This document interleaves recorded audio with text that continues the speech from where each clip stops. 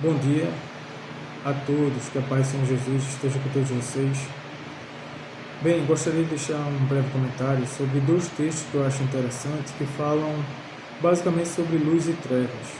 Mas antes eu quero deixar uma citação bíblica que se encontra em João 15:18, que ajuda a corroborar também um pensamento, que diz: Se o mundo vos odeia, sabei que primeiro do que a vós outros me odiou a mim. Isso aqui são palavras do próprio Jesus. Vamos então ler esse primeiro texto para poder entender um pouco melhor.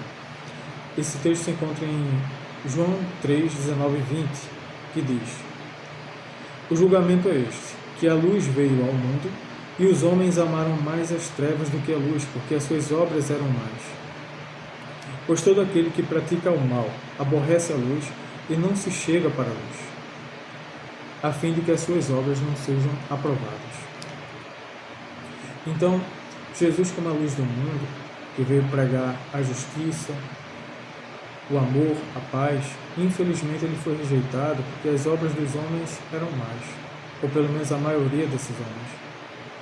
Mas não só Jesus, mas todos aqueles que vierem após a Jesus a pregar essa mesma palavra com originalidade seriam ou teriam uma tendência a ser rejeitados. Porque o Evangelho verdadeiro, ele exige renúncia e transformação.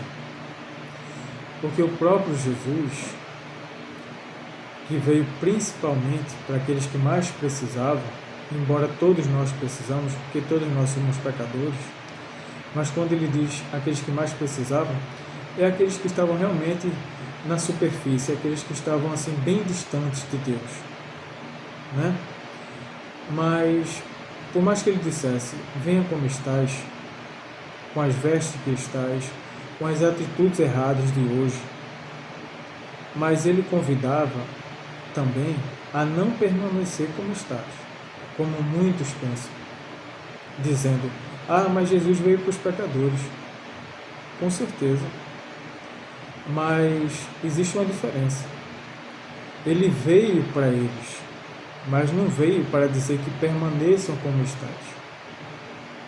Porque, como eu disse antes, se o Evangelho não transforma, qual é a importância que o Evangelho tem para continuar da mesma forma que está? Né? Não faz sentido. Mas para não me alongar nesse texto, porque eu quero falar também de outro, que se encontra em Mateus 5:13-14, diz assim: Vós sois o sal da terra. Ora, se o sal vier a ser insípido, como lhe restaurar o sabor? Para nada mais presta, senão para ser lançado fora, ser pisado pelos homens. Vós sois a luz do mundo, não se pode esconder a cidade edificada sobre o monte. Ou seja, não se pode esconder a luz. A luz vem para realmente ser resplandecida. Nós não podemos deixar que a luz do Evangelho seja diminuída para caber nas trevas alheias. Se o sal vier a ser insípido, insosso, qual é a sua importância? Joga fora. Então, aquele que tem a luz de Cristo, ele é convidado a pregar o Evangelho de forma original, genuína, e não se deixar diminuir para caber em espaços que não lhe cabem. Então, não sejam tímidos, não se diminuam por pregar a verdade.